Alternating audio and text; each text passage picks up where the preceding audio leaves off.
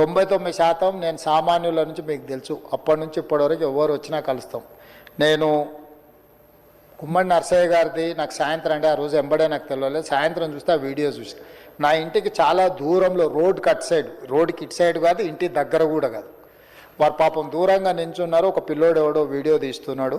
ఆ video తీసేదో post చేసినట్టు వాళ్ళు మా ఇంటి దగ్గరకు కూడా రాలేదు.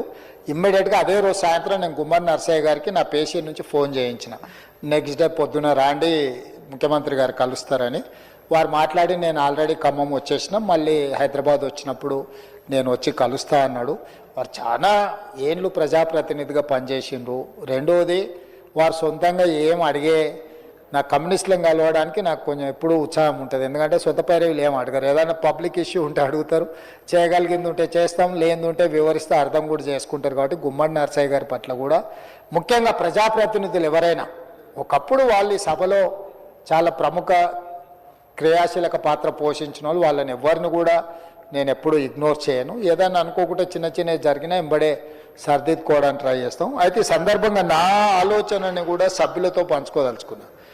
నేను సెక్రటేరియట్లో 4 to 6 ప్రజాప్రతినిధులను కలుస్తా. మీరు సమయం ఒకరోజు ముందుగా అపాయింట్మెంట్ తీసుకొని ఒక సిస్టమ్ ఎస్టాబ్లిష్ చేసిన. ఎవరో ఆ సిస్టమ్ ఫాలో అవుతలేరు. పొద్దున్నే 8 గంటలకు వస్తారు, నేను ఇంటి బయట ఉన్న వచ్చి కలువ అంటారు. కనీసం నేను బ్రష్ చేసుకుందామంటే కూడా టైం మీద నాకు అర్జెంటుగా పోయేది ఉంది, నువ్వు రా అంటారు. నేను సరే అని 8 గంటల ఆయన కలిసి లోపలికి పోగానే 8:30కి ఇంకొక ఆయన నేను బయట వెయిట్ చేస్తున్నా రమ్మంటాడు. సో ఇట్లా మీరు ఏ టైము ఎట్లా అనేది కాకుండా వచ్చేసి కలవమనడం వల్ల కొన్ని ఇబ్బందులు ఉన్నాయి.